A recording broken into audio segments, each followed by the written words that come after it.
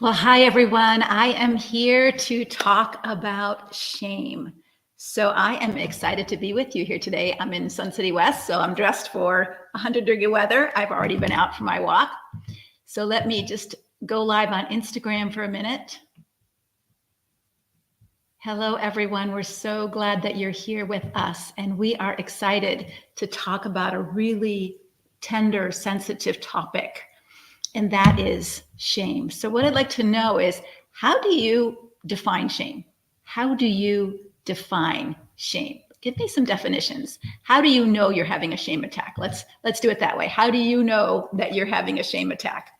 I feel, for me, I'm humiliated. I feel embarrassed. So welcome to Instagram. Welcome to stream. I'm on StreamYard for Instagram. Welcome to Facebook Live. Welcome to YouTube. It looks like all the channels are go. We're talking about shame today. And my first question for you is, how do you know you feel it? Like, what is it inside that helps you? First, you might blush. What is that feeling of shame? Feeling humble, regret, embarrassing. Yeah, embarrassing. Hi, Cynthia from Texas. Welcome, everyone from Instagram. I'm so glad you're here. I just have to brag on myself a little bit and my husband. I am in a new location, and not my home location. I was in Prescott yesterday, so I had to come home. I need a haircut desperately, so I'm going for a haircut after this. And I had to bring home our lights, the lights that make this look lighter. I had to set them up by myself. I had to set up my computer by myself. I had to get on Instagram and make that work, and get on StreamYard and make that work. And it worked. So I'm a little proud of myself today. I'm a little shocked too that me, Miss Untechnical, actually got it to work. Now I had someone giving me directions, but I was able to press the right buttons. So I'm happy about that. We're talking about shame today. Marilyn says she feels quiet and unable to speak, a guilty feeling. Okay, so that's something we want to talk about, because shame is not quite the same as guilt. Guilt, typical psychological definition is, guilt is when you've done something wrong, right? And you should feel guilt when you've done something wrong, if it's truly wrong. And we're going to talk about guilt on Monday, so I'm not going to spill the beans too much on guilt. But shame is more of, I am flawed. There's something wrong with me. I am fundamentally unworthy or bad or stupid. I'm just not just wrong. It's much deeper than that. There's something wrong with me, or something wrong with what I did, in a, not a guilty way, but in a flawed kind of way. It's not a moral code that you broke, right? It's more of just your personal embarrassment, humiliation. And oftentimes we feel shame. We feel shame in front of other people because they saw our flaws. Like if somebody saw you picking your nose, how many of you would feel a little embarrassed, right? Now, all of us do it. All of us do it. We all pick our nose and we all have gas, but we don't like to do it in public where people see or smell it, right? We don't want that seen, because when another person sees our humanity, the more gross parts of our humanity, if we vomit in public or we slip on the ice and we fall in public, all of those parts of our humanity, it's embarrassing for sure for everyone. But some of us feel humiliated by it, like as if it shouldn't happen to me, as if that should not be a part of my humanity. And we're going to tackle, many of you have signed up for our challenge starting on June 10th called Moving Beyond Insecurity. And day 2 of that challenge is moving beyond perfectionism. And I was pondering this topic and I was wondering, I wonder if when Adam and Eve sinned, what did they feel? They felt shame. They felt naked and unashamed, and then they felt naked and they saw something different. They'd seen each other naked before, but now they saw themselves flawed naked, right? Flawed naked. Before they were perfect humans naked, and now they had their eyes open and they were able to see good and evil, and they could see flaws, and they saw themselves flawed human. And I think when we get into our challenge on day 2, when we talk about perfectionism is the root of a lot of shame. We're disappointed that we're not better than we are, whether it's physically, financially, socially, morally, whatever. And so we feel a lot of shame that I'm not enough. I'm not good enough. I'm not strong enough. I'm not spiritual enough. And that is the root of insecurity, isn't it? This not enough syndrome. Yeah, so we feel flawed, irreparable damage. I live with it every time I see my sons. Yeah. And so this shame is a horrible feeling. So how do we deal with it? So I think we got a grip of what it is. I have a friend. I'm going to tell a story on a friend. I'm not going to tell you who it is. Who has a daughter who accidentally passed gas in public really loud. It was at a event. So it was hilarious, actually. But this girl had no shame. Of course it was embarrassing. But everybody heard it, everybody smelled it, and she said, oops, I tooted. Now, isn't that freedom? Isn't that freedom to say, oops, I'm a human being? I wish I hadn't done that here, but that happens sometimes. Oops, I'm human. What freedom, what good self-esteem that person has to be able to recognize a human flaw that we all have, that nobody wants anybody else. Nobody wants to smell your BO. Nobody wants to smell your other parts. And we don't want to do it in public for sure. But when it happens, it happens. And she was able to roll with it, and everybody else was able to roll with it. And there's this freedom that comes when you can accept that you're not perfect. Grab your pen. I want you to write this down. My good friend Jim Kress says this about shame. Shame is self-hatred at my expense. Self-hatred at my expense. Wow. That's what shame is. That's what shame is. And that's what shame does. I am ashamed that I'm not better than I am. That inner condemnation is my hardest battle. Yes. Tina says, I've lived with it my whole life.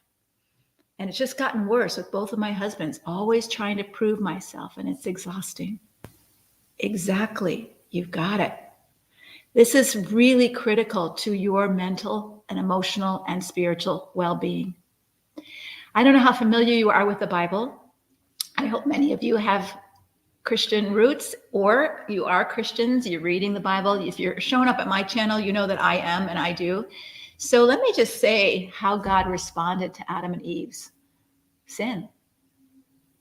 He covered their sin with a sacrifice. He, was the lamb was found in the thickets, right? That was the guilt. We'll talk about that on Monday. But God covered their shame. God cared about how they felt. They felt naked and ashamed. They tried to cover themselves in fig leaves. Have you ever tried to pick a leaf and put it on? It doesn't fit very well on an adult person. Even big palm leaves would be hard pressed to cover your whole private parts adequately, especially if they didn't have other sewing issues.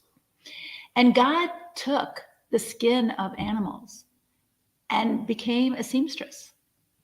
Can you believe this? Our God, who loved these people who made a big boo-boo, they said no, they weren't going to listen to God. They were going to listen to some snake. And they disobeyed him. And now they were reaping the consequences. And he didn't take away the consequences.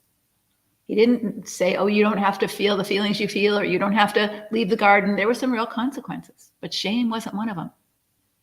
They felt shame, and he sewed garments. He became a seamstress and sewed garments for their wardrobe. They didn't have to do it themselves. He did it for them.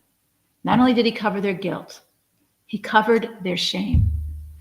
In other passages in the Bible, he tells us that he covers us in robes of righteousness. If you're a woman who struggles with a lot of shame, when I was a counselor, I used to give some of my clients this exercise, that you go and you buy yourself a brand new robe, brand new, smells good, white, fluffy, and you get yourself some Epsom salts and some lavender smelling bubble bath, and you pour yourself a big bath, and you get in it, and you just meditate on how God doesn't just forgive your sin. Now, I'm not minimizing that. That's a big deal. Jesus died to forgive our sin. But he wraps you in robes of righteousness to cover your guilt and your shame, to cover your shame. The blood covers your sin. The robes of righteousness cover your shame. You don't need to carry that friend anymore. Self-hatred at my expense is what shame is. I hate that I'm imperfect. I hate that, and I'm just going to say some things out loud that may resonate or may not resonate with you. I hate that I make mistakes. I hate that I can't do it all. I hate that I'm getting older and my wrinkles are showing and my body is going south. My breasts aren't perky anymore and my legs are sagging. My knees are coming down to my thighs, my ankles. My thighs are coming down to my knees. My knees are going down to my ankles. It's embarrassing to wear shorts these days.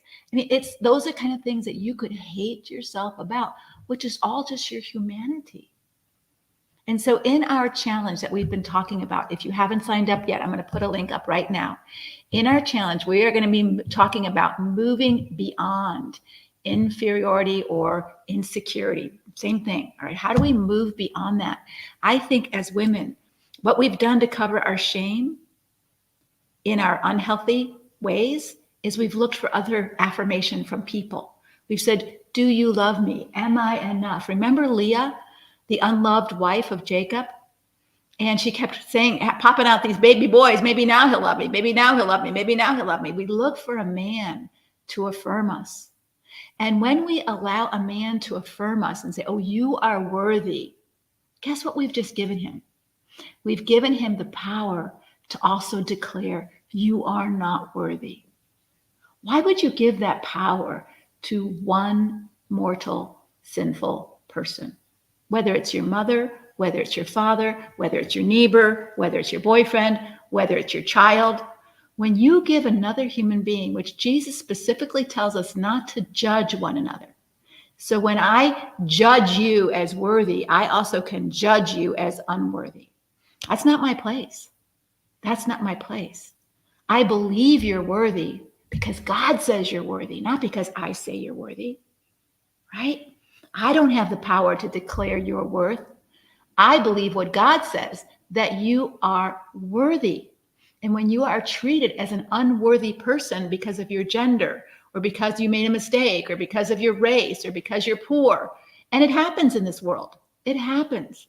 This breaks God's heart. It's not because you're unworthy. It's not because you're worth less, just because people treat you worth less. God says in Psalm 139, you are fearfully and wonderfully made. In your mother's womb, I knew you. I shaped you with my own hands. I planned a life for you. And it's not all easy because we learn good things in the hard. Sometimes we build strong muscles in the hard if we're willing to learn those things and build those muscles. So God doesn't just give us lollipops and sunshine all day. And if we ate lollipops and we're in sunshine all day, we would get diabetes and skin cancer. All good is not healthy. All good is not healthy. Sometimes we need the clouds and the rain and the vegetables, right? What we think we want and what we really want might be two different things. And so God, who made us, knows what we need to thrive, knows what we need to be our best self. And so don't be afraid of life. But please, ladies, don't let someone else decide who you are and what you're worth. And even your own judgments. Shame is self-hatred at my expense. That you're judging yourself as unworthy. Not enough. That's not your place to judge yourself. God made you, and he already said, you are good. You are very good. When he created Adam and Eve, you are good. You are very good. I've created you to be a little lower than the angels.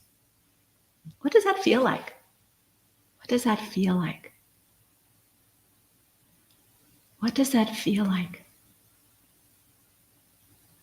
Yeah, I see so many comments. I have shame about my depression because of the stigma. I have shame because I've been sexually abused. I have shame. I've lived with it my whole life. I'm always trying to prove myself. Isn't that pretty exhausting? Would you like to learn something new? Would you like to move beyond this? We're going to talk a little bit about this today and Monday on guilt, but I just want to invite you to sign up for the challenge, the Moving Beyond challenge, moving beyond insecurity challenge. And let me tell you how it's going to roll.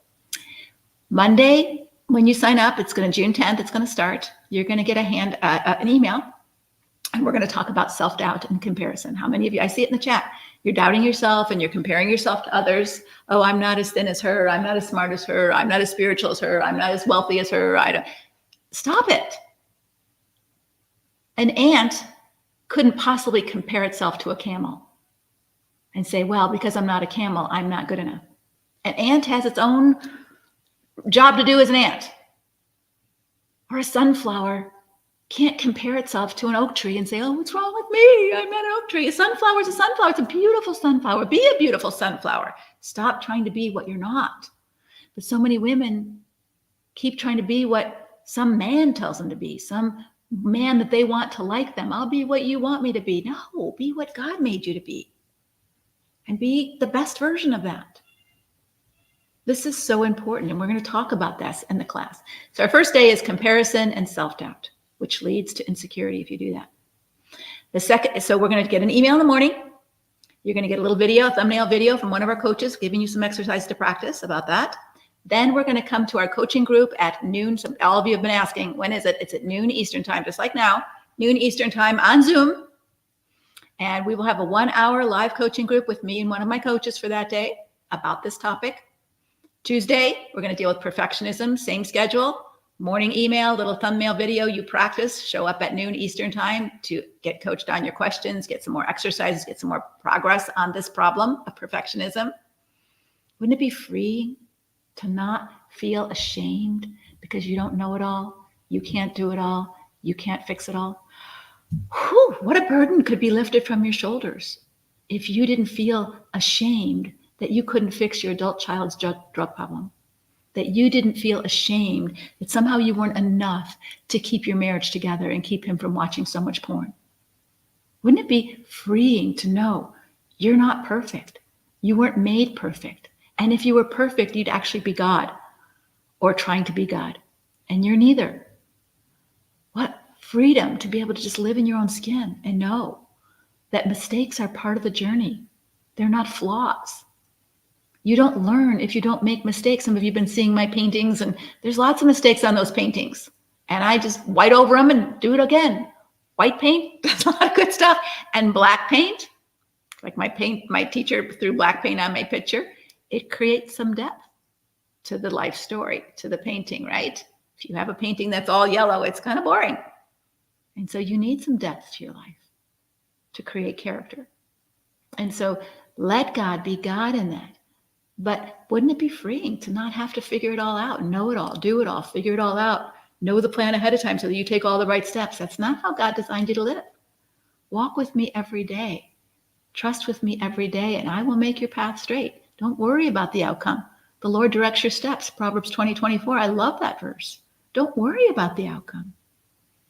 So many of us feel ashamed about the outcome because we married the wrong person, because we didn't do we should have done this. Now that we are here, we should have turned left and we turned right. Guess what? You can make new decisions today. You can make new decisions. Don't get caught in your shame about mistakes. So Tuesday's about perfectionism. Same schedule, noon Eastern time. We will do our our Zoom call. Wednesday, our topic is shame and guilt. And we're going to do a deep dive on that. You're going to get a little coaching video, and then 3 p.m. Eastern time. So for those of you who might be working and you can come a little later, 3 p.m. Eastern time, we will do our Zoom call.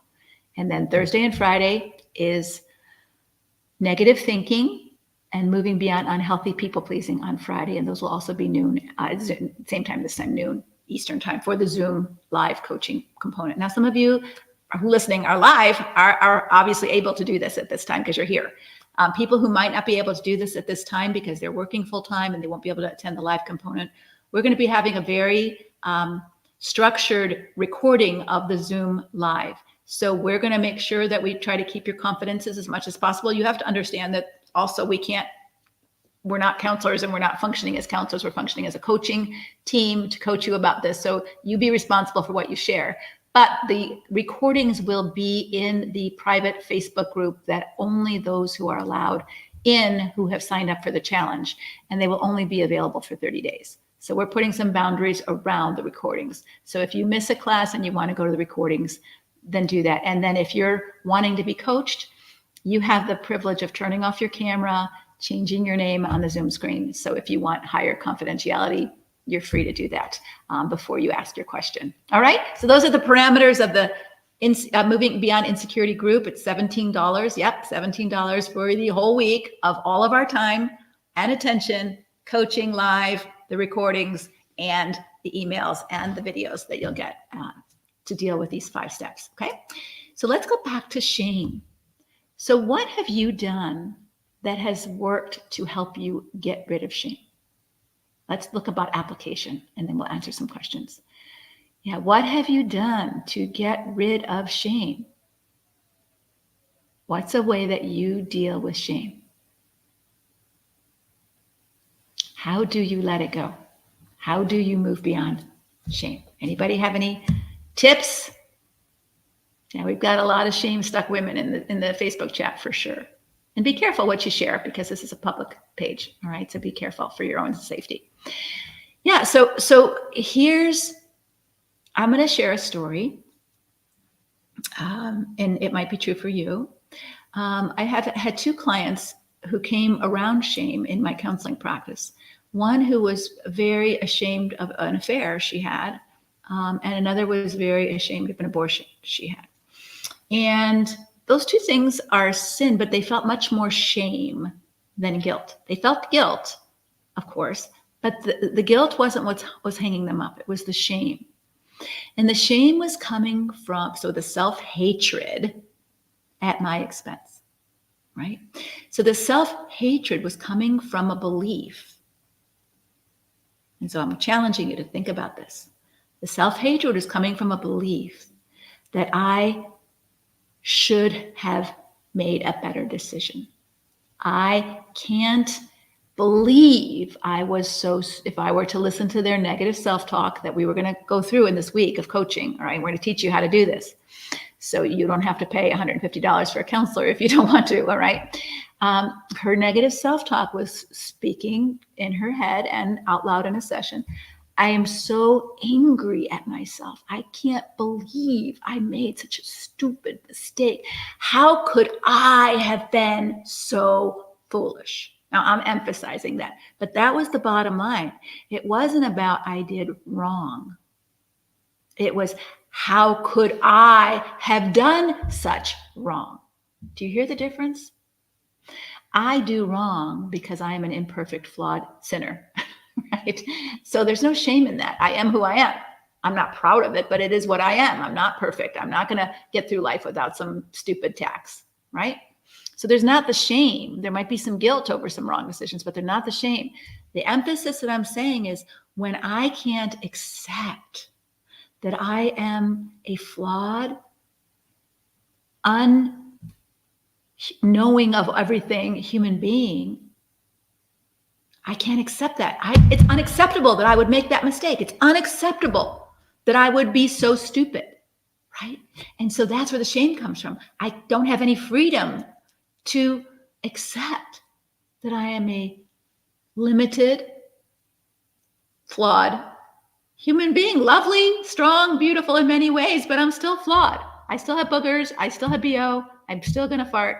And those are my bodily flaws, not to mention the wrinkle skin. We have flaws. But don't you think we also have mental flaws, emotional flaws? We don't know everything. We can't do everything. And so therefore, things are going to fall through the cracks. We can't remember everything. We're going to make mistakes.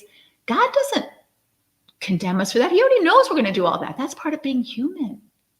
We are condemning ourselves. Self-hatred at my expense. Self-hatred I hate that I am a flawed, limited human being. How could I have not known that my husband was a liar for 35 years? How could I have not known he had an affair for 10 years and I'm still thinking he's mine? And we beat ourselves up and we beat ourselves up and we beat ourselves up. Self-hatred at my expense. Yeah, Tracy says this. For me, knowing that makes me afraid of my future. Okay, and this is where I think we have to kind of come to grips with it. We don't know the future, right? And so what we do is we judge our success as a human being at our ability to control the outcome. Let me say that again. We judge our success as a human being in our ability to control the outcome. And that's a huge mistake. If we look at Jesus' life, he didn't control the outcome, he got crucified. He didn't control the outcome of his relationship with Judas. Judas betrayed him. He didn't control the outcome when he warned Peter, Peter, you're about to pay stupid tax. I see what you're about to do. You're going to betray me 3 times. Peter's going, oh, me? No, I would never do that. See, that Peter wasn't able to accept. Peter, you've got some weaknesses. You've got some limits. You've got, not me, Jesus, I would die for you. And just 24 hours later, what did he do? He betrayed him 3 times, right? And so when we're not if we take full responsibility for the outcome, then we're afraid. We live afraid. So let me teach you how to do it different. How many of you would like to learn how to do that? You're not responsible for the outcome of anything. You're not responsible for the outcome of your children. You're not responsible for the outcome of your marriage. You're not responsible for the outcome of your finances. You're not responsible for the outcome of driving to the grocery store. You're not responsible for the outcome of those because things happen. I can get in my car, make sure my car is safe, put my seatbelt on, drive 30 miles an hour, and still get killed in a car accident, right? So I'm not going to live afraid because life happens. Other people make mistakes that impact my life. Other people have choices. And so I might raise my children the best I know how, not perfectly, but in a healthy way, best I know how, admitting my mistakes, loving them well. And they may still make life choices that thoroughly disappoint me, or life choices that I feel are very wrong. Those aren't my choices to make when they get to be an adult. That doesn't mean I was a bad parent. It doesn't mean I should feel ashamed of myself as a parent. And this is where we have gotten it all wrong. We think, just like Job's friends thought, well, if the outcome is bad, Job, you're sick, you've got boils, God must be mad at you because you did something wrong. That's not true. God said that. Even Jesus said, hey, do you think the man born blind is guilty or his parents? Which one? Neither. Bad things don't happen because you're a bad person. Right? It's not something you should be shamed of. Now, when we do something wrong on purpose, we should feel guilty. And maybe even there's a healthy shame that says, wow, I don't like who I was in that moment. So I'm going to share an incident with you that woke me up and helped me. It was a terrible thing I did. And I'm not proud of it, but I'm going to be real with you because this is real. We're real people. All right. You're going to make mistakes. So when my little guy was 2, my mom abused me physically and emotionally. And so I told myself, I'm never going to be that kind of mom. I'm going to be the perfect, you know how it goes. You want to go the opposite extreme. So when my 2-year-old was throwing a fit in a dressing room while I was changing and trying to try on new clothes, and I wasn't happy with the way he was behaving, and he was behaving in a very publicly humiliating way in a dressing room where you draw the curtain and he's throwing a royal fit on the floor, screaming and pounding on the floor, which was totally humiliating to me. And I wasn't any public person at the time. I was just a mom who was trying to get some new clothes, but I was very upset by the way my son was handling himself.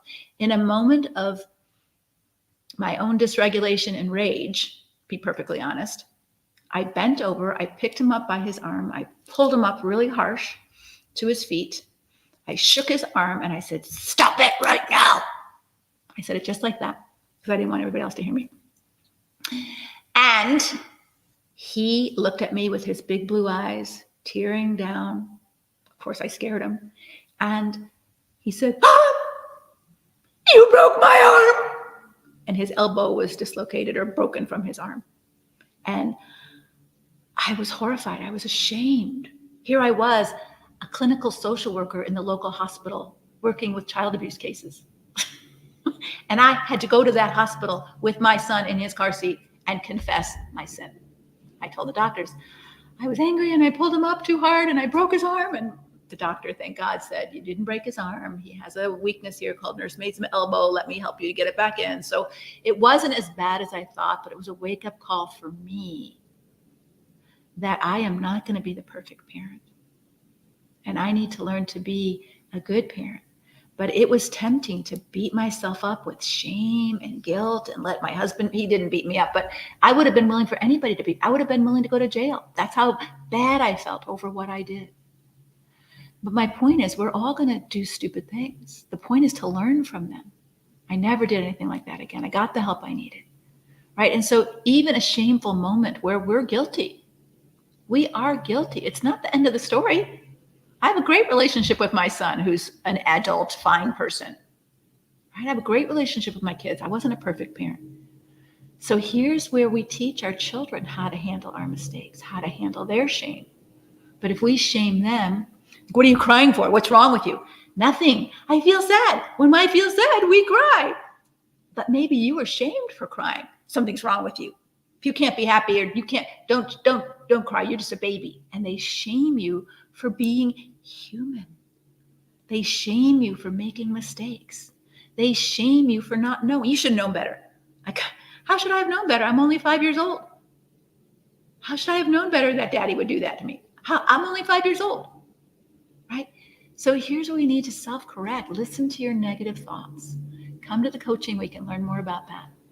Listen to how you are not accepting your humanity, even your flaws. I'm not saying you like it. All right. I didn't like what I did to my son, but I accepted it. This is what I did. No excuses. Now, what am I going to do to change? So you can't control all the outcome of things, but you control your side of the street. All right. So even when I did that to my son, I couldn't control the outcome. The arm didn't break, thank God. But you control your side of the street. So we did a role play yesterday with Leanne.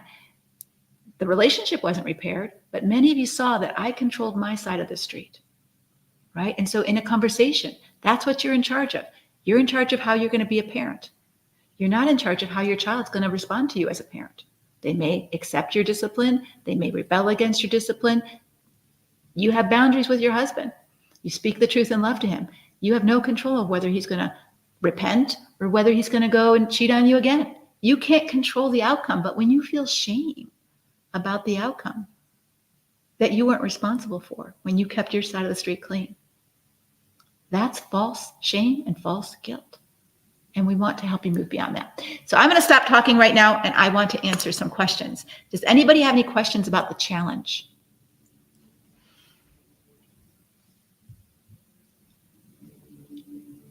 Yeah, people are appreciative of my story. I think this is really important that we are more honest in our communications with one another, that we're not perfect, because it takes away that shame. Just like listening to, I go to an exercise class and I'm in a senior citizen setting. And so as you get older, it's harder to hold back the gas.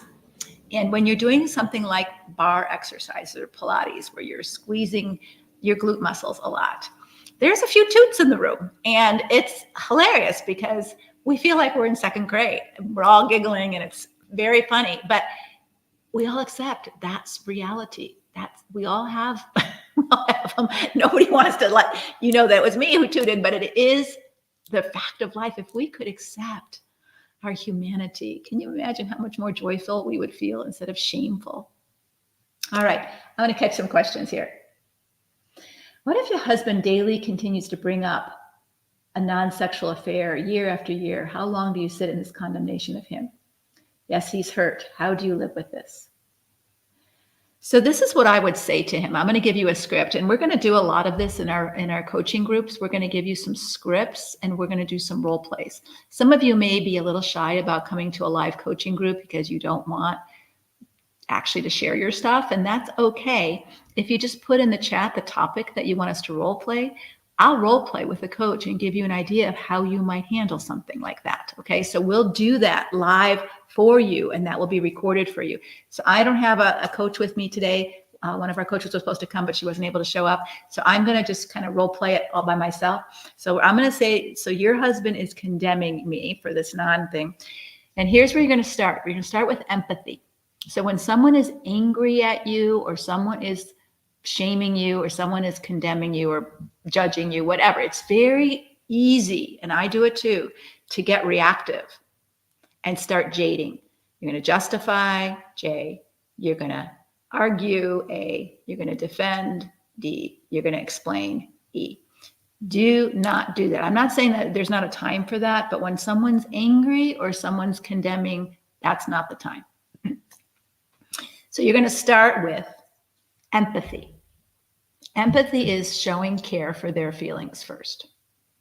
I see you're still really hurt about what happened back then. Or I see you're really angry that dinner's not ready right now. So be specific.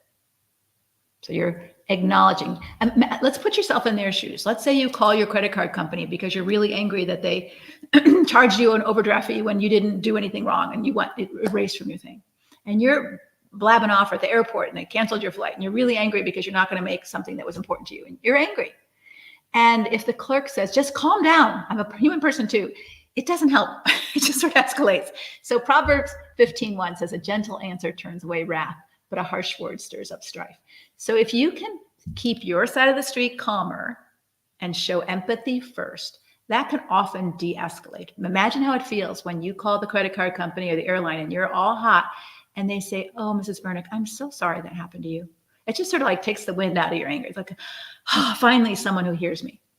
Okay. And so that's one tool that we're going to share with you next week. I gave it to you early. So empathy, even if you don't like the person, empathy is a huge communication tool. If you can use it genuinely, that I see you, and everybody wants to be seen and heard. So I would start there. I hear that you're still really hurt about that. And I'm not sure if it feels better for you to keep telling me about that because we've been doing this for 8 years and you're still hurt about this. And you might not keep talking, you might let him respond a little bit, but this is the gist of what you're going to say. And you're still hurt about this after all this time. And I don't know that there's anything else I can do to show you I'm sorry, show you that I will stay faithful, show you that I've learned from my mistake.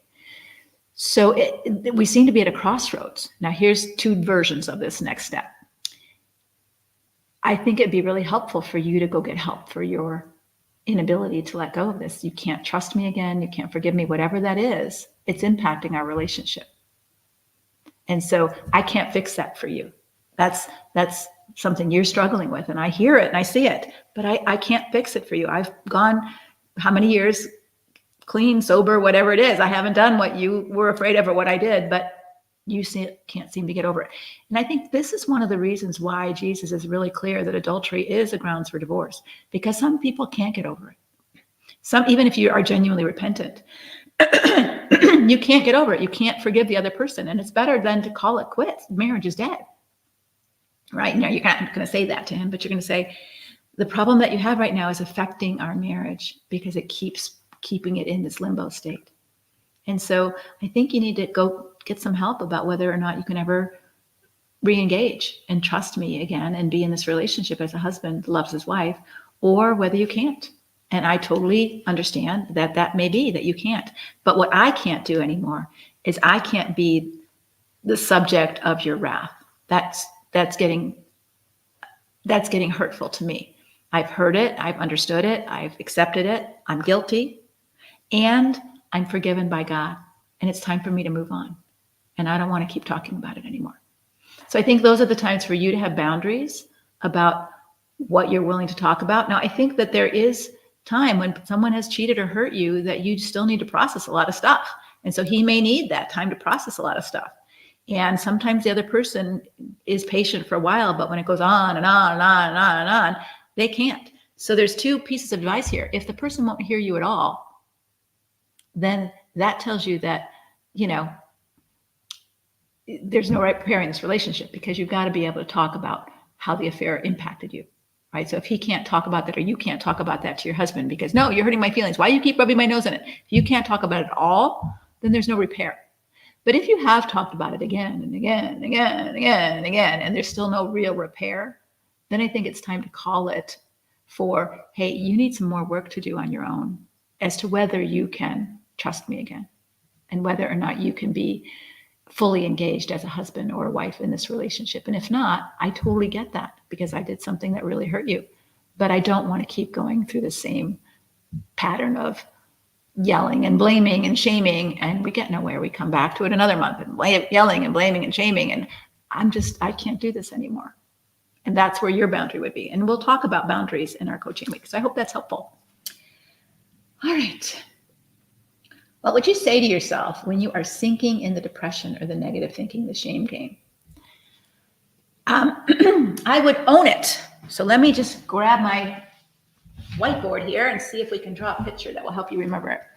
I would own it. Oh, I see what I'm doing. Because this is when we get into a strong emotion, whatever that emotion is. It might be shame. It might be temptation to lust or to have an affair, whatever the emotion is, fear.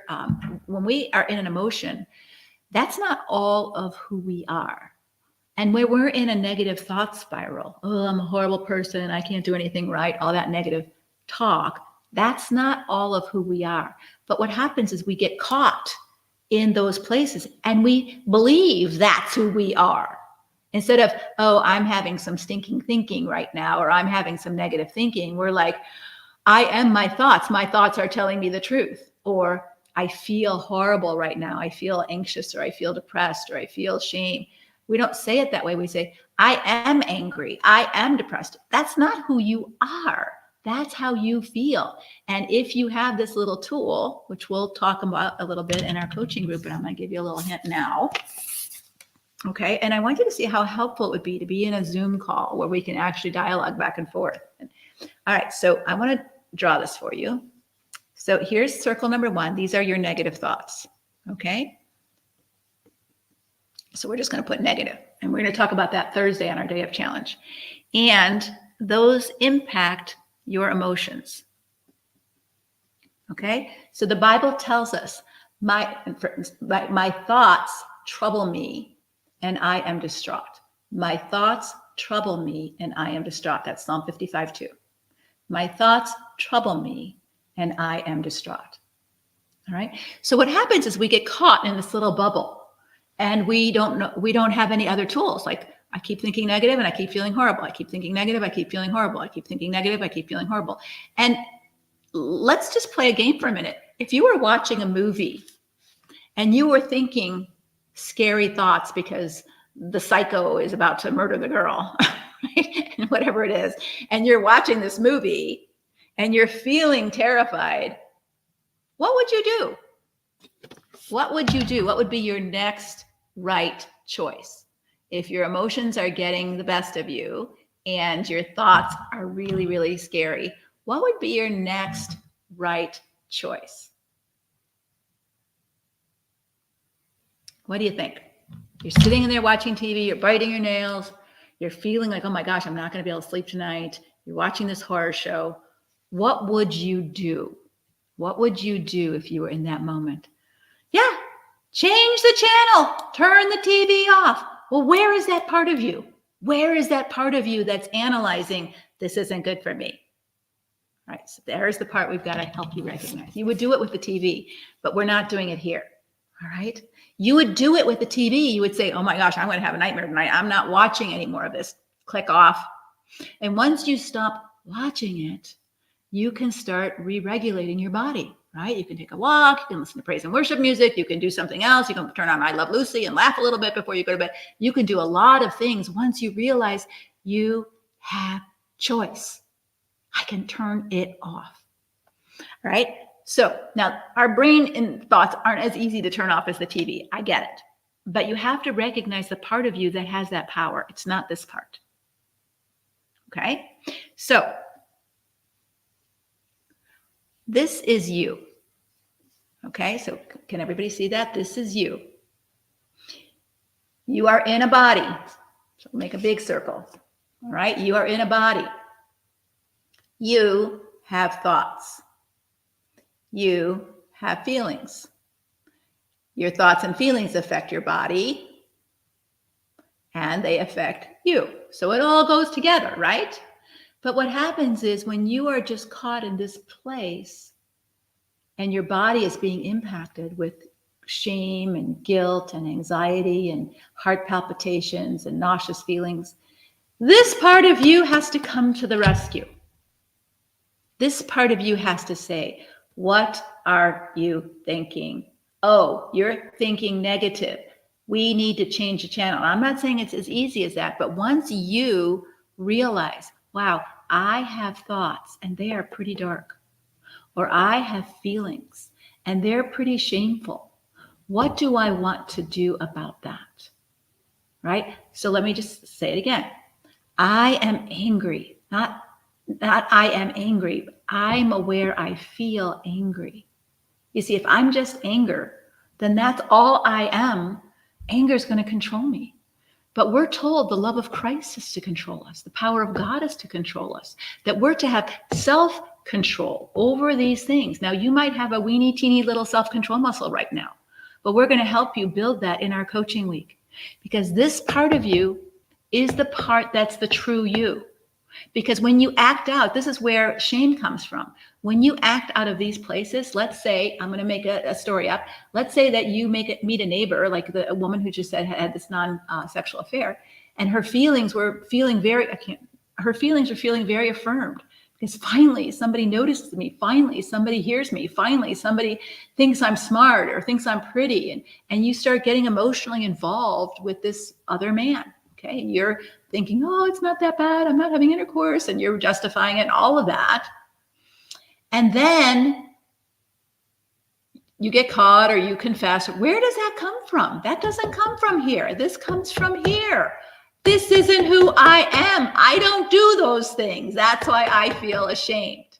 That's why I feel guilty, because that's not who I am. Let's say your kid ticks you off like mine did, and I yanked his arm up because I was feeling angry, and I was thinking, you brat, you're acting embarrassing to me all this in this dressing room, and you shouldn't be acting this way. And I pulled his arm up. Okay, those were the worst part of me.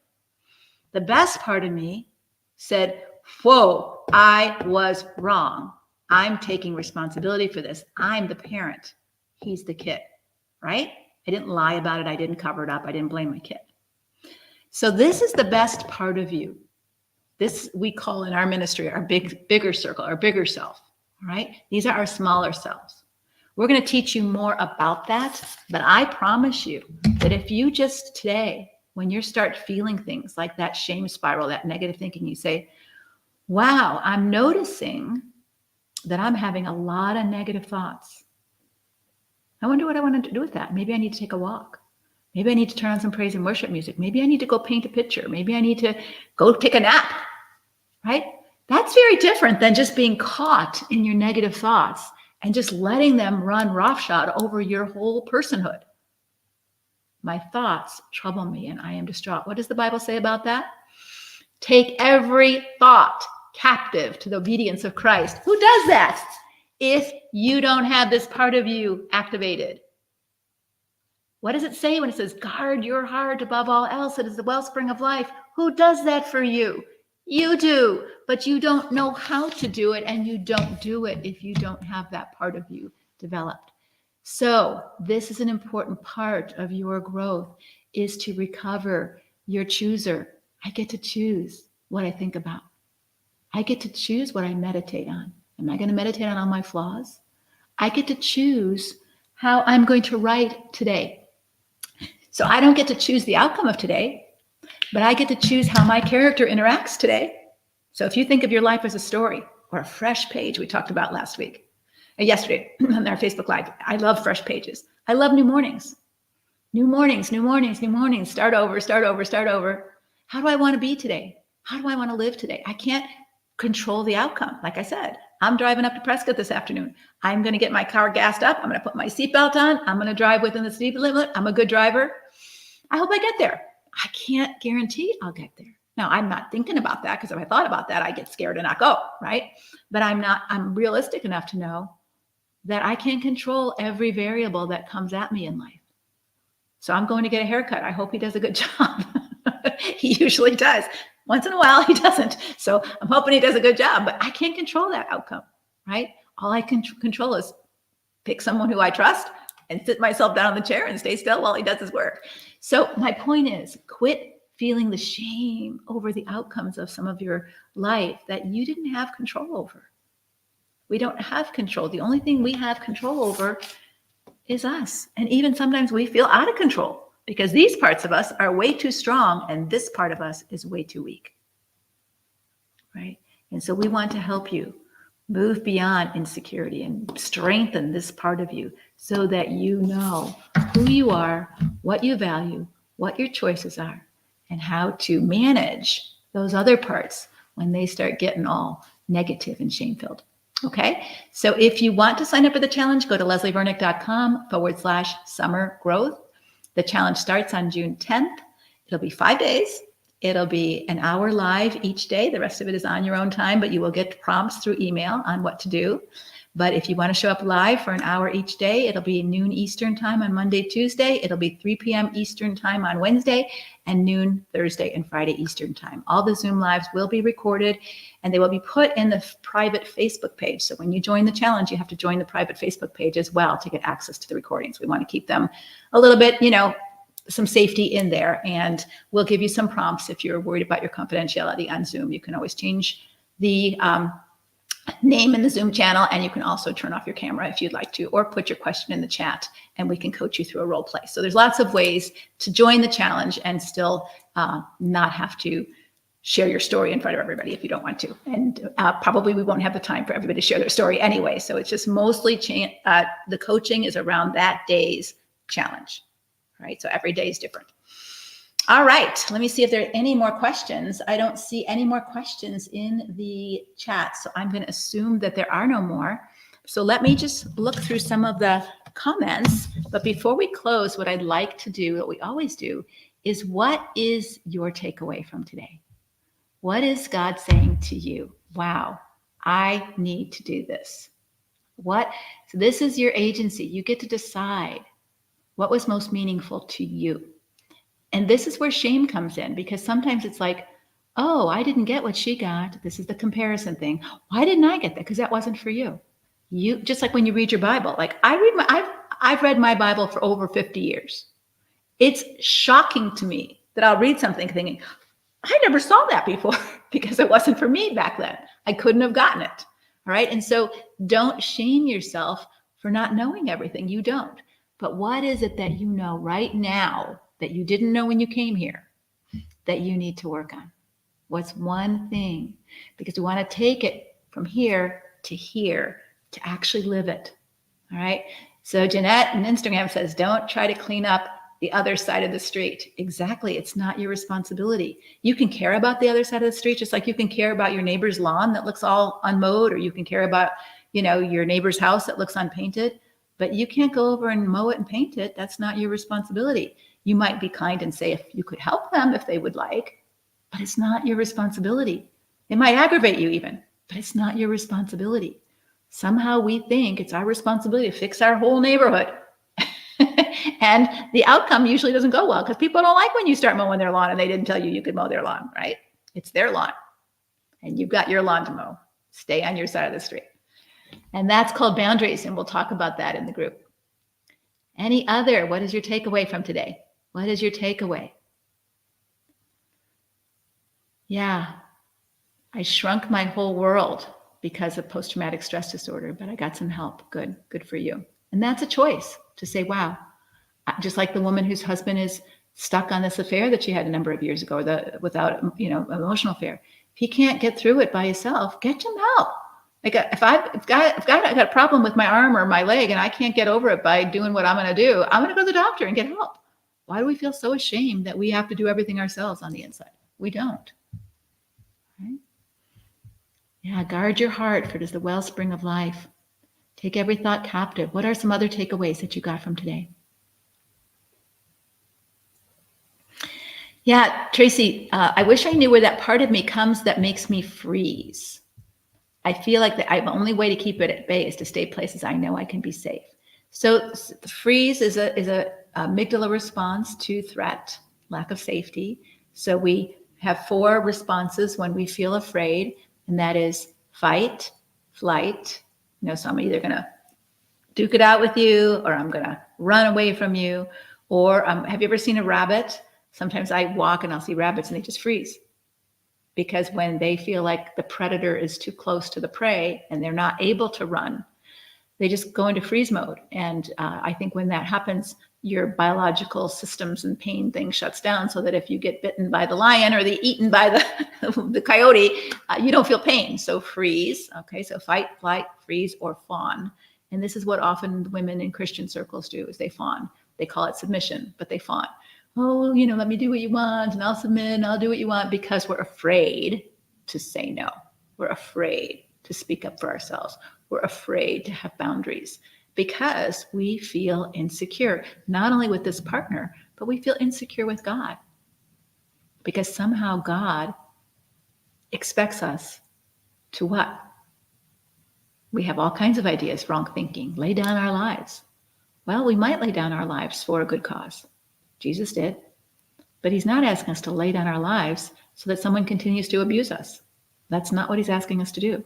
And so it's really important that you renew your mind with God's truth, so that you know what's right and what's wrong and what's good and what's bad, and that you decide some of those things for yourself. Because some of them are personal decisions, like Paul says, whether you eat meat or not eat meat, all those kind of things, you need to decide for yourself. All right.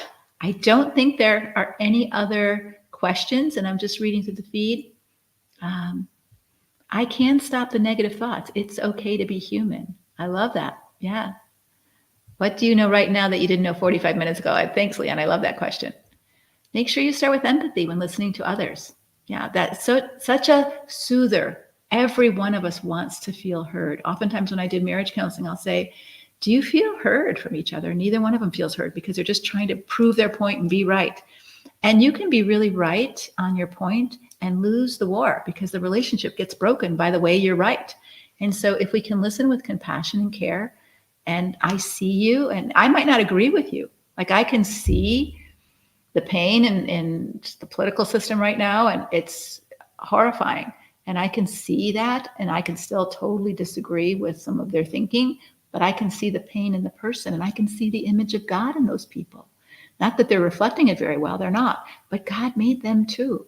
And I think we can come out as such judgmental, superior, I'm better than you people, even as Christians, that we damage our testimony and the Lord's testimony with them. And so let's start with empathy. Let's start with empathy.